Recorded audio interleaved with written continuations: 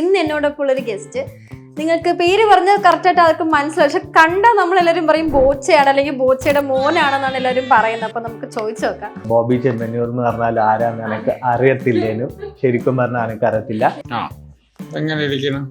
വീട്ടില് എങ്ങനെയായിരുന്നു റെസ്പോണ്ട് ഈ ഒരു ഗെറ്റപ്പിൽ ഇങ്ങനെ ഫേമസ് ആയ സമയത്ത്, അതും ബോച്ചയുടെ ഒരു ഇതില്? എന്നെക്കാളും കൂടുതൽ എന്റെ അമ്മക്കാന്ന് ഒരു ഇൻട്രസ്റ്റ് ഉണ്ട്. ബോബി സാറിനെ കാണണം എന്ന് പറഞ്ഞിട്ട് 100% കമന്റ്സ് സെയിം കമന്റ്സ് ആണ്. ബോച്ചേനെ പോലെ തന്നെ ഉണ്ട്, ബോച്ചന്റെ മോനാണോ ഇത്, എന്നാ ഇത് നമുക്ക് DNA ടെസ്റ്റ് വേണോ, ഇങ്ങനെയാണ് എല്ലാ കമന്റ്സ് വിചാരിക്കുന്നത്. ഞാൻ ചോദിക്കാത്തത്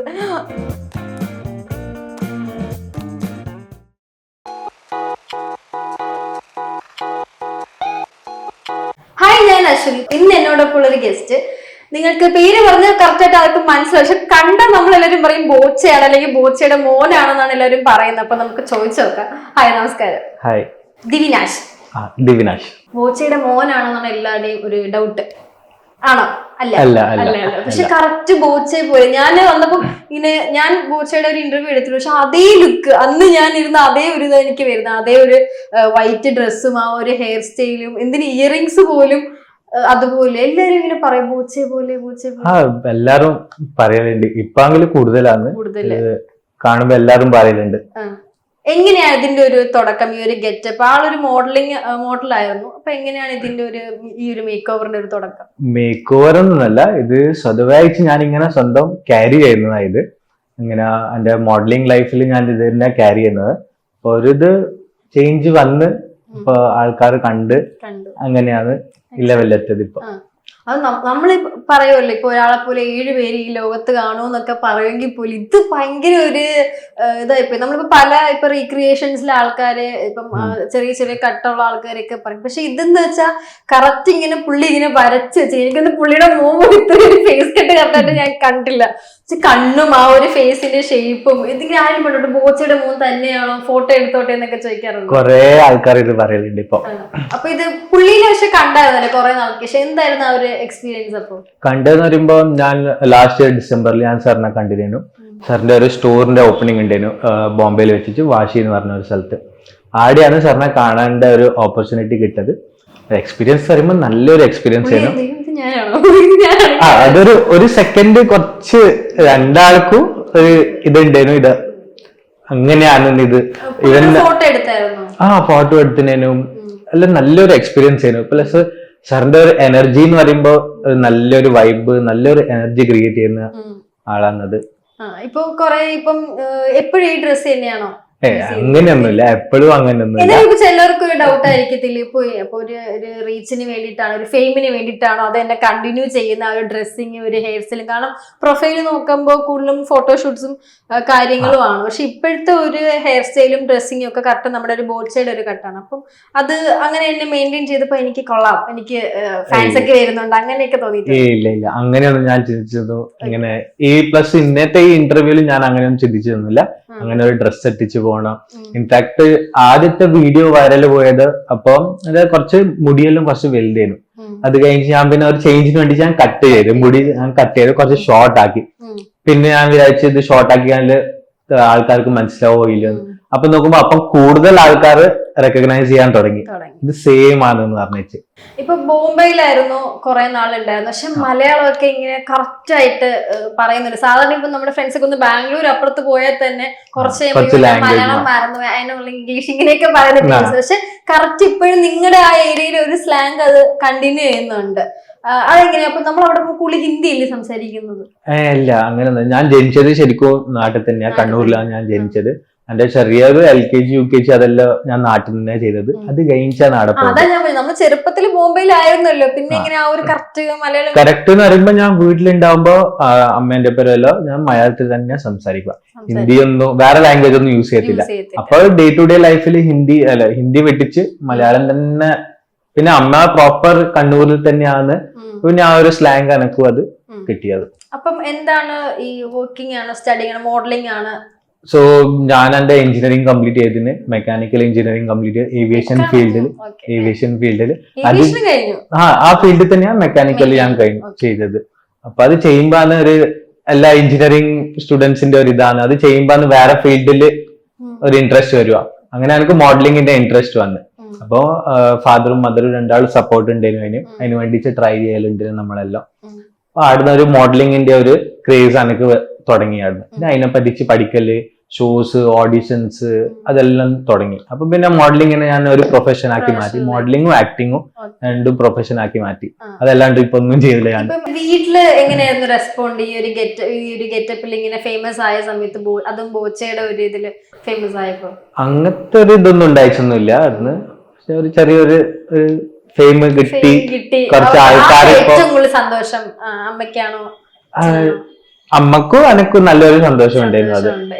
എന്നാൽ അമ്മയ്ക്ക് ഞാൻ കേട്ടുള്ള വെച്ചാൽ അമ്മയ്ക്ക് ഭയങ്കര ഇൻട്രസ്റ്റ് ആയിരുന്നു ബോച്ചേനെ കാണിക്കണം, ബോച്ച ഇത് കാണണം, അത് ഭയങ്കര എന്നെക്കാളും കൂടുതൽ എന്റെ അമ്മക്കാന്ന് ഒരു ഇൻട്രസ്റ്റ് ഉണ്ടായിരുന്നു. ബോച്ച സാറിനെ കാണണം എന്ന് പറഞ്ഞിട്ട് അതിന് വേണ്ടിട്ട് അമ്മയും ഞാനും കുറെ ട്രൈ ചെയ്തതിനും. പക്ഷെ അതൊരു ഓപ്പർച്യൂണിറ്റി അങ്ങനെ കിട്ടിയത്.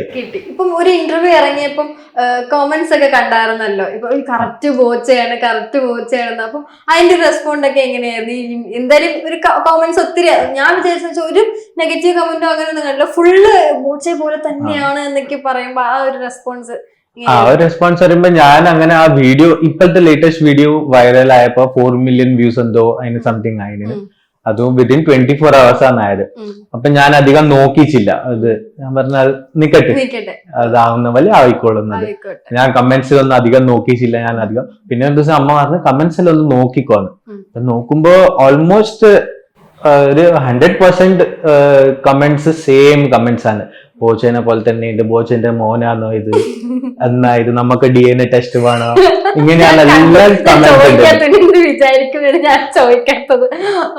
ഇതന്നെയും കമന്റ്. നെഗറ്റീവ് കമന്റ് ഇല്ലേനും എന്റെ ചെറുങ്ങനെ, പക്ഷെ അത് വിട്ടേക്കുന്നു. ഓക്കെ, ഇതിപ്പോ ഫസ്റ്റ് ആരാ പറഞ്ഞു? ഇപ്പൊ നമ്മൾ പറഞ്ഞു ബോച്ചേന്റെ ഒരു കട്ട് ഉണ്ടല്ലോ, അങ്ങനെ ഈ സോഷ്യൽ മീഡിയ വരുന്നതിന് മുമ്പ് അങ്ങനെ ഒരു ആരാ പറഞ്ഞു? സോ ഇത് ബേസിക്കലി സ്റ്റാർട്ട് ചെയ്തത് സ്റ്റോറിയാണ്. ഇതൊന്നും എന്റെ ബോംബെയിലെ അമ്മേന്റെ ഫ്രണ്ട്സ് ഉണ്ട് കുറച്ച്, അത് എല്ലാം മലയാളികളാണ്. അക്കൂട്ടർ ബോച്ച സാറിന്റെ മുംബൈയിലുള്ള സ്റ്റോറിൽ വർക്ക് ചെയ്യുന്നതാണ്. ആടുന്നാണ് ഇതെല്ലാം തുടങ്ങിയത്. അക്കൂട്ടറാണ് ആദ്യം കണ്ടിച്ച് റെക്കഗ്നൈസ് ചെയ്ത് അക്കൂട്ടർ സ്റ്റോറിൽ പറയാൻ തുടങ്ങി. പിന്നെ ഫോട്ടോ വീഡിയോസ് എല്ലാം എടുക്കാൻ അക്കൂട്ടർ വീട്ടിൽ അടുത്ത് തന്നെ നിൽക്കുന്ന വീട്ടിൽ വന്നിട്ട് ഫോട്ടോസ് എല്ലാം എടുക്കല്. ആടുന്ന ഇത് ഇങ്ങനെ തുടങ്ങിയത്. ഓക്കെ, ഇപ്പം ആക്ടിങ് ഇഷ്ടമാണെന്ന് പറഞ്ഞല്ലോ, ഇപ്പം എങ്ങനെ മൂവിയിലൊക്കെ കേറണം, ഭയങ്കര വലിയൊരു ആക്ടർ ആവണം, അങ്ങനെയൊക്കെ ഉണ്ടോ? അങ്ങനെയുണ്ട്. നമുക്കൊരു ഇന്ന ഒരു ആക്ടറിനെ പോലെ ആവണം. ഇപ്പൊ നമുക്ക് ചിലര് മോഹൻലാൽ ഫാൻ ആയിരിക്കും, മമ്മൂട്ടി ഫാൻ ആയിരിക്കും, അതുപോലെ എന്തെങ്കിലുമൊക്കെ ഉണ്ടോ? ഫാൻ എന്ന് പറയുമ്പോ സൗത്തിലെ എല്ലാരും ആക്ടിങ് നല്ല തന്നെയാ. ഫാൻ എല്ലാരെയും ഉണ്ട്. എനിക്ക് എന്റെ സ്വന്തമായിട്ടൊരു വാല്യൂ ക്രിയേറ്റ് ചെയ്യണം, അത്രേ ഉള്ളൂ. അതിന് വേണ്ടിട്ട് ട്രൈ ചെയ്യുന്നുണ്ട്. വാല്യൂ ഉണ്ട് ബോച്ചേടം പോലെ. ഓക്കെ, അപ്പൊ ഈ നാട്ടില് കണ്ണൂര് പോകുമ്പോ ആൾക്കാരല്ലേ നീ ബോച്ചെ ഇത് ഫേമസ് ആയി, ഇപ്പൊ കറക്റ്റ് ബോച്ചെ പോലെ ഡ്രസ്സിംഗ് എന്നൊക്കെ പറയത്തില്ലേ? അതുപോലെ ഒരു ഡ്രസ്സിംഗ് ചെയ്തിട്ട് ഇങ്ങനെ ആരെങ്കിലും പ്രാങ്ക് ചെയ്തിട്ടുണ്ടോ? അങ്ങനെ അതെ ബോച്ചയുടെ മോനാണ് അങ്ങനെ ഇല്ല, ഇതുവരെ അയച്ച് ഞാന് ബോച്ചെ സാറിന്റെ ആ ലുക്ക്, ശരിക്കുള്ള ലുക്ക് ഞാൻ എത്തിച്ചില്ല. ഇല്ല. ഞാൻ എന്റെ ഡേ ടു ഡേ ലൈഫിൽ ബ്ലാക്ക് കളർ സംഭവമൊക്കെ ഇട്ടിട്ട് പുള്ളിയുടെ ഒരു കറക്റ്റ് ഗെറ്റപ്പ് ഞാൻ ഇതുവരെ ഇട്ടിട്ടില്ല. ഞാൻ എന്റെ ഡേ ടു ഡേ ലൈഫിൽ ഇടുന്ന ഔട്ട്ഫിറ്റ്സ് തന്നെ ഞാൻ ഇടുന്നത്. അതിന്റെ ഇതിലാണ് ആൾക്കാർ ഒത്തിരി ഡൂപ്പ് കണ്ടിട്ടുണ്ട്, ഈ ട്രോളും കാര്യങ്ങളും. പക്ഷെ ഇത് അതൊന്നും ഇല്ലാതെ ഒരു ഡ്രസ്സിങ്ങിലും ഫേസിലും മാത്രം, അതാ മലയാളികൾക്കൊക്കെ അങ്ങ് ഒരു ഞെട്ടല്ല, അയ്യോ കറക്റ്റ് ആ ഒരു. ഇപ്പൊ ഞാൻ ട്രെയിനിൽ വരുമ്പോ അതൊരു എക്സ്പീരിയൻസ് ഞാൻ ഇതായിന്. കുറച്ച് കാസർഗോഡിലത്തെ കുറച്ച് കുട്ടികളുണ്ടായിരുന്നു. അക്കൂട്ടർ എന്നോട് പറഞ്ഞത് യൂട്യൂബിൽ സെർച്ച് ചെയ്താല് ബോച്ചന്റെ ഡ്യൂപ്ലിക്കേറ്റ് പറഞ്ഞാല് അപ്പൊ നിന്റെ ഫോട്ടോ ആണ് ആദ്യം കാണിക്കല്ലോ. ട്രെയിനിൽ നാട്ടിൽ വരുന്ന ട്രെയിൻ ആണെങ്കിൽ സ്പെഷ്യലി അതിന്റെ അകത്ത് കുറെ ആൾക്കാരുണ്ട് പറയുന്നത്. അങ്ങനെ ബെസ്റ്റ് ഒരു കോംപ്ലിമെന്റ് എവിടെയെങ്കിലും ഏറ്റവും മെമ്മറബിൾ ആയിട്ടുള്ള ഒരു കോംപ്ലിമെന്റ് എന്തെങ്കിലും കേട്ടുണ്ട് പുറത്തു പോയിട്ട്? അങ്ങനെ കേട്ടെന്ന് പറഞ്ഞാല് ഒരു കോംപ്ലിമെന്റ് ഉണ്ട്. ബോച്ചെ സാറിന്റെ ഡ്രസ്സ് ഇടാണ്ട് നീ ഇടുന്ന ഡ്രസ്സ് പോലെ തന്നെ, പക്ഷെ നീ സെയിം ബോച്ചെ പോലെ ഞാൻ കണ്ടില്ലേ, വൈറ്റ് ഡ്രസ് ഇടുന്ന കണ്ടിട്ടുണ്ട്, ജീൻസ് പാന്റ് ഒന്നും എനിക്ക് ഔട്ട്ഫിറ്റ് കണ്ടിട്ടായിരിക്കും പറയുന്നത്. ഇത് ഇടാണ്ടും ഞാൻ വേറെ എന്തും ഔട്ട്ഫിറ്റ് ഇട്ട് കഴിഞ്ഞാലും സെയിം ഡിക്ടോ ബോച്ച സാറിനെ പോലെ ഉണ്ടെന്ന് പറയലുണ്ട് ആൾക്കാർ. പുള്ളിയുടെ ഒരു ഫാൻ ആണോ ബോച്ച സാറിന്റെ?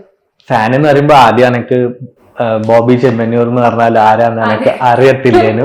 ശരിക്കും പറഞ്ഞാൽ എനിക്ക് അറിയത്തില്ല. നിന്നെ കാണാൻ ബോബി ചേട്ടൻ ആരാന്ന് സെർച്ച് പിന്നെ പറയാൻ തുടങ്ങിയപ്പോ ഞാൻ വെറുതെ ഒന്ന് സെർച്ച് ചെയ്തതാണ്. അപ്പാന്ന് എനിക്ക് മനസ്സിലായത്.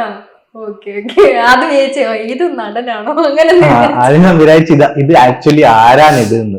അത് കഴിഞ്ഞ് സെർച്ച് ചെയ്തപ്പോ പിന്നെ തിരിഞ്ഞത് എങ്ങനെയാണ്.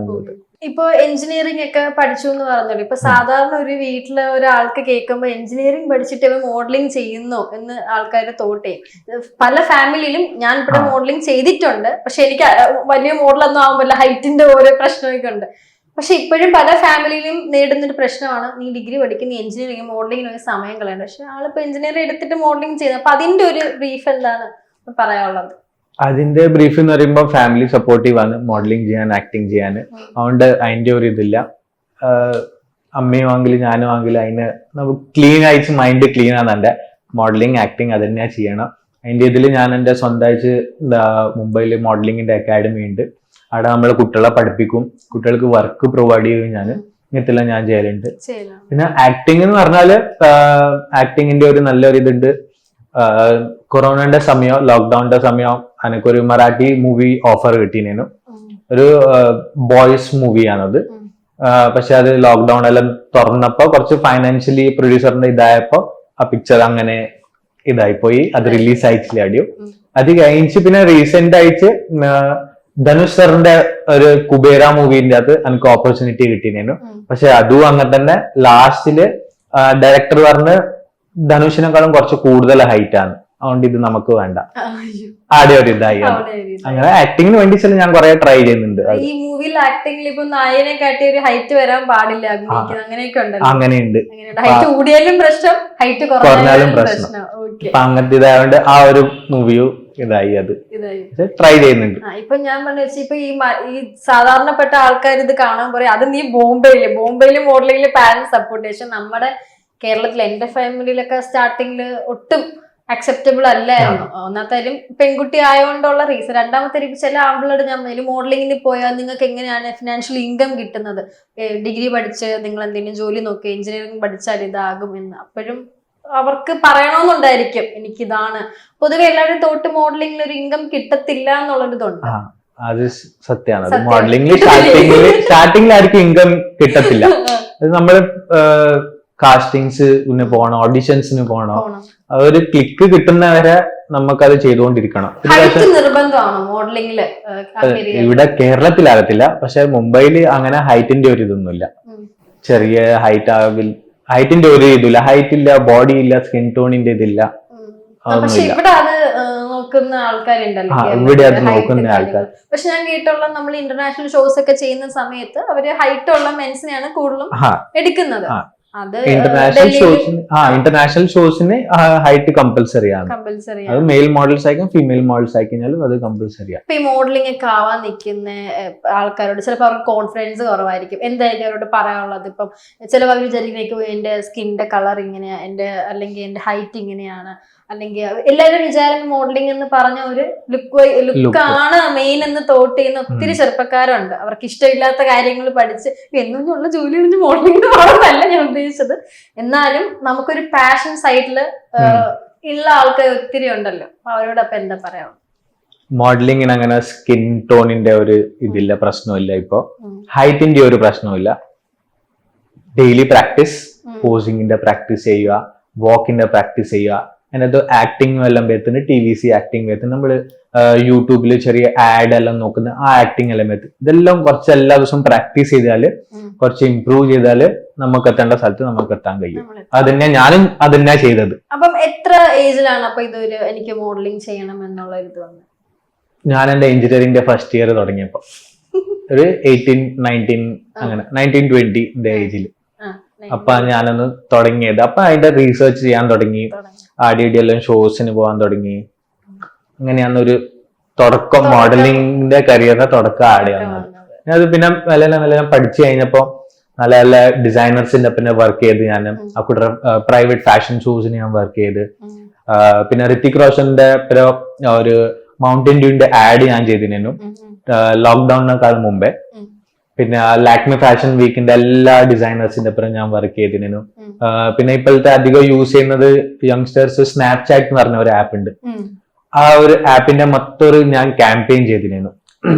വലിയൊരു സംഭവമാണ് എന്റെ മുന്നിൽ ഇരിക്കുന്നത്. ബോച്ചയുടെ ഒരു ഇത് മാത്രമല്ല, ആള് മോഡലിങ്ങും ആഡും എല്ലാം ഓക്കെ മനസ്സിലായി. അപ്പോ ഇനി ഫ്യൂച്ചറിൽ മൂവി ഇത് തന്നെയാണോ ലൈഫ് ലോങ്? അപ്പൊ എഞ്ചിനീയറിംഗ് പഠിച്ചോ? കംപ്ലീറ്റ് ചെയ്തോ? പാസ്സായി? ഒരു സപ്ലി ഇല്ല? ഇല്ല, ഒന്നുമില്ല. അത് മോഡലിംഗിൽ പോയിട്ട് നീ പാസ് ആവണെങ്കിൽ അപ്പൊ നീ ഗംഭീര പഠിപ്പിച്ചാട്ടോ. അതാ ഞാൻ ആലോചിക്കുന്നത്. അതും അത്രയും നീ പഠിച്ചെടുത്തത് ആലോചിക്കുന്നത്. അങ്ങനെ പഠിപ്പന്റെ സൈഡിൽ കൂടെ ചെറിയ പഠിപ്പാണല്ലേ, അങ്ങനെ ഹൈഫൈ പഠിപ്പൊന്നുമില്ല. പക്ഷെ സപ്ലി ഒന്നുമില്ല. നമുക്ക് കമന്റ് ചെയ്യും എത്ര സപ്ലൈ ഉണ്ടെന്ന് റീലിൽ വന്ന് കമന്റ് ചെയ്യും. ഏവിയേഷൻ ഫീൽഡ് അങ്ങനെയില്ല. ഏവിയേഷൻ ഫീൽഡിൽ 80 to 90% പ്രാക്ടിക്കൽസ് ആണ്. അപ്പം പ്രാക്ടിക്കലി നമുക്ക് ചെയ്യാൻ നല്ല ഇൻട്രസ്റ്റ് ആണ്. തിയറി അധികം ഉണ്ടായിട്ടില്ല. അതുകൊണ്ട് ഇതൊരു സബ്ജക്ട് ഇല്ലാണ്ട് ഞാൻ അങ്ങനെ ക്ലിയർ ചെയ്തണ്ട്. ഇങ്ങനെ എപ്പോഴും തോട്ട് ചെയ്തിട്ടുണ്ട് എന്റെ ഫ്യൂച്ചറിൽ ഇപ്പം എനിക്ക് ഈ മോഡലിംഗിലൊന്നും പറ്റില്ലെങ്കിൽ എഞ്ചിനീയറിംഗിന്റെ സർട്ടിഫിക്കറ്റ് വെച്ച് എന്തെങ്കിലുമൊക്കെ നോക്കാം, അങ്ങനത്തെ ഒരു തോട്ടൊക്കെ ഉണ്ടായിരുന്നു? ഇല്ല, അങ്ങനെയൊന്നും ഇതാക്കിയിട്ടൊന്നും. ഇപ്പൊ ഈ ബോച്ചയുടെ ഇത് വന്ന് കുറച്ച് റീച്ച് ആയപ്പോൾ വിചാരിച്ചു എനിക്ക് ഇനി ഇതുവഴി എന്തെങ്കിലും ഓപ്പർച്യൂണിറ്റീസ് വന്നാലോ അങ്ങനെ എന്തെങ്കിലും ഓപ്പർച്യൂണിറ്റീസ് വന്നോ? ഇതുവരെ അയച്ചൊന്നും വന്നിട്ടില്ല. വന്നാല് പുള്ളി ഒത്തിരി ഇപ്പം പുള്ളിയുടെ ക്യാരക്ടർ വന്നിട്ട് ഒത്തിരി ചാരിറ്റിയും കാര്യങ്ങളൊക്കെ ചെയ്യുന്നുണ്ട്. അതുപോലെയൊക്കെ ആഗ്രഹമുണ്ട്. പുള്ളി ഇത്രയും കാര്യങ്ങൾ ചെയ്യുന്നുണ്ട്, ഭയങ്കര ബിസിയാണ്. ഞാനും ഇതുപോലെയൊക്കെ എങ്കിലും അങ്ങനെയൊക്കെ തോന്നിയിട്ടുണ്ട്. ഇപ്പം ആക്ടിങ് ഒരു പ്രൊഫഷണൽ എന്ന് പറയുന്നത് പുള്ളിയുടെ കാര്യങ്ങൾ അറിഞ്ഞപ്പോൾ ആ കൊള്ളാം അതുപോലെയൊക്കെ ചെയ്യണമെന്ന് തോന്നിയിട്ടുണ്ട്. അങ്ങനെയൊന്നും ഇതല്ല. എന്റെ ഒരു ഫോക്കസ് ക്ലീൻ ആണ്. എനിക്ക് മോഡലിംഗ് ചെയ്യണം, എനിക്കൊരു ആക്ടർ ആവണം. പക്ഷെ ഞാൻ ശ്രദ്ധിച്ചൊരു പ്രൊഫൈൽ കണ്ടപ്പോ സാധാരണ ഇപ്പൊ നമ്മുടെ ഒരു ഈ ഇൻഫ്ലുവൻസ് അല്ലെങ്കിൽ ഒരു റീച്ച് നോക്കി നിൽക്കുന്ന ആൾക്കാരാണ് ഇവിടെ കേരളത്തിൽ. അവർക്ക് എന്തെങ്കിലും ഒരു മൈന്യൂട്ട് സാധനം കിട്ടിയാൽ അത് പിടിച്ച് ഫുള്ള് റീൽസ് ഇടുന്ന ആൾക്കാരാണ് നമ്മുടെ ചുറ്റുമുള്ളത്. പക്ഷെ ഞാൻ സത്യം പറഞ്ഞാൽ ആളുടെ പ്രൊഫൈൽ കിട്ടിയപ്പോൾ ആകെ 1-2 ഇന്റർവ്യൂവിന്റെ കാര്യങ്ങൾ ബാക്കിയത്. അപ്പൊ ഞാൻ വിചാരിച്ചു അത് ഒരു ഡിഫറെന്റ് ക്യാരക്ടറാണ്. സാധാരണ ഞാൻ പറഞ്ഞല്ലോ ഇപ്പൊ ഒരു റീച്ച് ഒരു സാധനം കിട്ടിയ ആൾക്കാർ അത് വെച്ച് കയറി അങ്ങനത്തെ കണ്ടന്റ് മാത്രം ഇടുന്ന ആൾക്കാർ. പക്ഷെ ആ ഡിഫറെന്റ് ആണ്. അതെന്താ ബാക്കി ഫോട്ടോസും കാര്യങ്ങളും അതുപോലെ ബോച്ചയുടെ ഒന്നും ഇടാത്തത്? അങ്ങനത്തെ ഒരു എനിക്ക് ഇൻട്രസ്റ്റ് ഇല്ല. ഞാൻ ഹൈലൈറ്റ്സും ചെക്ക് ചെയ്തു, അക്കൗണ്ട് ഞാൻ ഫുള്ള് ചെക്ക് ചെയ്തപ്പോ മോഡലിംഗിന്റെ ഫോട്ടോസ് ആയിരുന്നു എല്ലാം ഇട്ടിരുന്നത്. അപ്പൊ അത് എനിക്ക് തോന്നി ഭയങ്കര ഡിഫറെന്റ് ആയിട്ടുള്ള ഒരു ക്യാരക്ടറാണ്. അല്ല അങ്ങനെ ഇടണ്ടെന്ന് തോന്നിയതാണോ? അങ്ങനെ വേണ്ട, ആ റീച്ച് വേണ്ട എനിക്ക് അങ്ങനെ എനിക്ക് റീച്ച് വേണമെന്ന് അങ്ങനെയൊന്നും വിചാരിച്ചൊന്നും ചെയ്യിച്ചൊന്നുമില്ല. അങ്ങനെ വേണ്ടിക്കില്ല പിന്നെ എല്ലാ ഇന്റർവ്യൂ ഞാൻ ക്യാൻസൽ ചെയ്തിട്ടുണ്ടാവും, വേണ്ടെന്ന് പറഞ്ഞിട്ടുണ്ടാവും. പക്ഷെ അങ്ങനത്തെ ഇതൊന്നുമില്ല. ഞാൻ എന്റെ ഒരു പ്രൊഫഷൻ അതായത് ഞാൻ എന്റെ ഇൻസ്റ്റാഗ്രാം മൊത്തം അതന്നെ ആക്കി വെക്കലാണ്. ഇപ്പൊ ഇന്റർവ്യൂ ഒക്കെ ചെയ്യുമ്പോൾ അമ്മയ്ക്ക് ഭയങ്കര സന്തോഷമാണോ? ഇപ്പൊ നമുക്ക് നല്ലൊരു സന്തോഷമുണ്ട്. ഇപ്പൊ അമ്മേനോട് ആൾക്കാർ ചോദിക്കലുണ്ടായിരുന്നു, വിളിച്ചു ചോദിക്കലുണ്ടായിരുന്നു ഇപ്പൊ എന്നാന്ന്, ഇപ്പൊ എവിടെയാ പോകുന്നത്, ഇപ്പൊ എന്ത് ഇന്റർവ്യൂ ആണ് നടക്കുന്നത്. അത് എല്ലാരും പറയലുണ്ട് ഇപ്പൊ. അപ്പൊ അമ്മ അന്ന് ബോച്ചനെ കണ്ടായിരുന്നോ? അമ്മ വന്ന് കണ്ടിരുന്നു. കണ്ടു. ഓക്കെ. അപ്പൊ എന്തായാലും ഞാൻ കണ്ടതില് ഞാൻ പറയില്ല കറക്റ്റ് ആ ഒരു ഫേസും കാര്യങ്ങളും ഒക്കെ കറക്റ്റ് ഇതുപോലെ ഇനി ഇതുപോലെ മുന്നോട്ട് പോകാൻ താല്പര്യമുണ്ട്. ഇതുപോലത്തെ ഒരു കോസ്റ്റ്യൂം അല്ലെങ്കിൽ പുള്ളിയുടെ ഒരു ഐഡന്റിറ്റി വെച്ചിട്ട് ഇങ്ങനെയുള്ളൊരു ഈ സ്റ്റേജിൽ ഞാൻ അങ്ങനെയൊന്നും ചിന്തിച്ചിട്ടില്ല. വരുന്ന പോലെ വരത്തിട്ട്. ഓക്കെ. അപ്പം ഇനി അങ്ങനെ ഓപ്പർച്യൂണിറ്റീസ് ഒക്കെ വന്ന് നാളെ ഒരു സിനിമാ നടനൊക്കെ ആയിട്ട് വരുമ്പോൾ അടുത്തൊരു ഇന്റർവ്യൂ ഒക്കെ എടുക്കാൻ എനിക്ക് പറ്റട്ടെ. എന്തായാലും താങ്ക് യു സോ മച്ച്. നല്ലൊരു ഇന്ററാക്ഷൻ ആയിരുന്നു. Thank you.